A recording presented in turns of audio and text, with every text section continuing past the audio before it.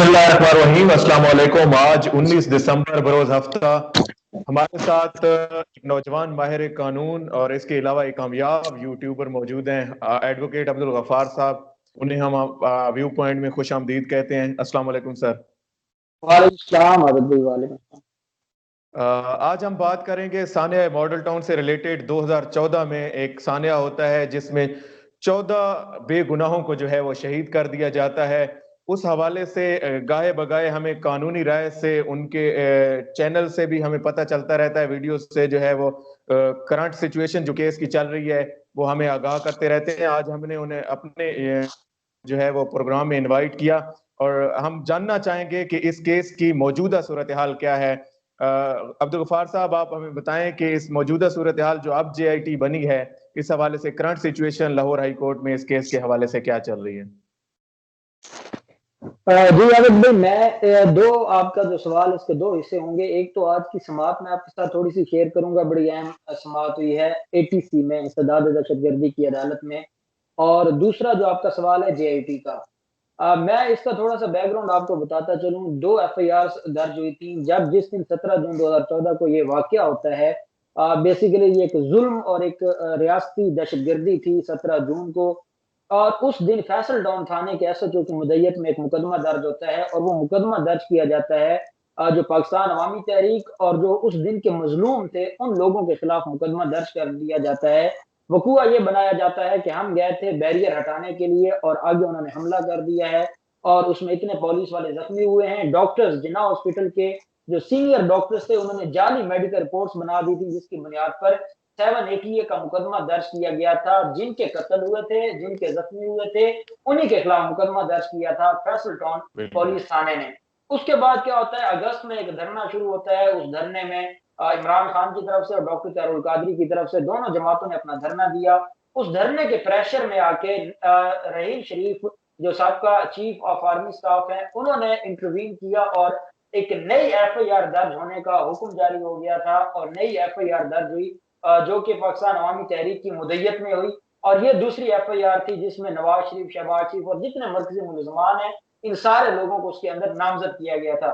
अब जब एफआईआर दर्ज होती है तो आप बेहतर जानते हैं एफआईआर दर्ज होने के बाद इन्वेस्टिगेशन होती है।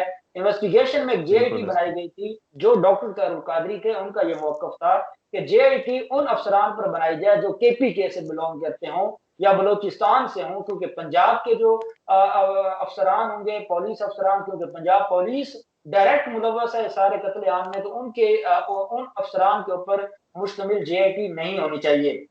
खैर उनकी बात ना मानी गई और जेआईटी शहबाज शरीफ ने अपने ही खास पुलिस अफसरान के कह जो उन पर मुश्तमिल जेआईटी बना दी जाती है। वो जेआईटी एक रिपोर्ट सबमिट करवाती है जो बतौर चलान उस पुलिस केस में, एफआईआर केस में जमा करवाया जाता है। उसमें जितने भी ये बड़े मुलजमान थे इन सबको क्लीन चिट दे दी जाती है और सिवाय छोटे कांस्टेबल्स के, एसएचओस के, सब इंस्पेक्टर्स के, इनको उसके अंदर गुनहगार डिक्लेयर किया जाता है और वो जो रिपोर्ट है वो अदालत में सबमिट हो जाती है और ट्रायल शुरू हो जाता है। अब जब ये सारा मामला होता है और साकिब निसार साहब सामने आ जाते हैं, चीफ जस्टिस साहब, उनका सुओ मोटो बड़ा फेमस हो जाता है और वो हर मसले पर जब सुओ मोटो लेने लगते हैं तो एक मासूम बच्ची है जो एक मकतूल थी औरत, उसकी बेटी है, उसने एक दरखास्त फाइल की और वो जो दरखास्त है वो चीफ जस्टिस साहब के सामने गई। चीफ जस्टिस साहब ने उसके ऊपर एक्शन लिया और पंजाब हुकूमत से जवाब तलब कर लिया कि क्या नई जेआईटी बननी चाहिए या नहीं बननी चाहिए। पंजाब हुकूमत की तरफ से जवाब चला गया कि अगर अदालत कहती है तो हमें बनाने में कोई एतराज नहीं है। ये पंजाब हुकूमत थी पाकिस्तान तहरीक इंसाफ की और उस्मान गुजार की। जब पंजाब हुकूमत की तरफ से जेआईटी की चली जाती है, मामला दरखास्त डिस्पोज ऑफ हो जाती है, नई जेआईटी बन जाती है, जेआईटी अपनी इन्वेस्टिगेशन शुरू कर देती है। और जेल में भी नवाज शरीफ और बाकी लोगों से जो है वो पूछगछ होती है और शहबाज शरीफ से भी पूछगिछ की जाती है। जब 90% वो अपने काम मुकम्मल कर चुके थे और अब वो फाइंडिंग्स तैयार थी और उस फाइंडिंग्स में डायरेक्ट नवाज शरीफ, शहबाज शरीफ और पूरे लोगों को इन्वॉल्व होने का खतरा था। इन्होंने एक पुलिस अफसर के जरिए से लाहौर हाई कोर्ट में एक रिट पिटिशन फाइल कर दी और जिस दिन पिटिशन फाइल की जाती है उसी दिन 3 रुकनी बेंच का मौजूदा चीफ जस्टिस जो है वो कासिम अली खान साहब, मलिक शहजाद साहब जस्टिस और जस्टिस आलिया नीलम पर मुश्तमिल 3 रुकनी बेंच था। जिस दिन रिट फाइल होती है उसी दिन जेआईटी को काम से रोक दिया जाता है। फिर वो अहमद अवैस साहब उस वक्त एडवोकेट जनरल पंजाब के, फिर वो जाते हैं, फिर वो जब सवाल पूछते हैं कि हमें नोटिस किए बगैर कैसे जेआईटी को काम से रोका जा सकता है, फिर उनके खिलाफ शोकास, फिर तौहीन अदालत, फिर गुस्ताखियां, ये सारा कुछ चलता रहता है। फिर ये मामला सुप्रीम कोर्ट चला जाता है। सुप्रीम कोर्ट ने 3 महीनों का टाइम दे दिया था फरवरी में। अब आके पिछले हफ्ते समाअत हुई थी, ये 7 रुकनी बेंच है, लेकिन वो भी टेक्निकल ग्राउंड पर वो समाअत मुलतवी कर दी गई थी। तो जेआईटी का जो मामला है, नई जेआईटी का, वो अभी तक वहीं खड़ा है जहां था। अब दूसरी तरफ जब अवामी तहरीक ने ये देखा कि ये मामला एफआईआर में तो हमें रिलीफ मिलने वाला नहीं है, उन्होंने एक इस्तगासा फाइल कर दिया था, प्राइवेट कंप्लेंट।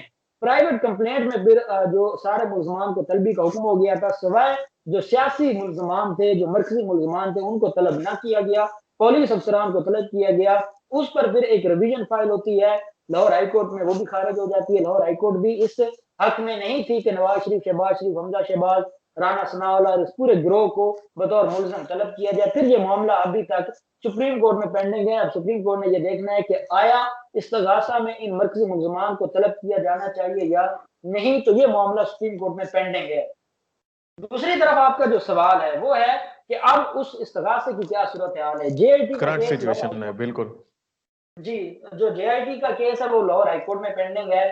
जो मरकजी मुल्जमान की बतौर मुल्जिम तलबी का केस है वो अपीलें पेंडिंग है सुप्रीम कोर्ट में। और जो इस्तगासा है वो पेंडिंग है एटीसी में। इंसदाद दहशतगर्दी के जज हैं इजाज अहमद भुट्टर साहब, उनकी अदालत में आज भी इसके ऊपर समाअत हुई है। बेसिकली ये कल 18 दिसंबर को समाअत हुई थी।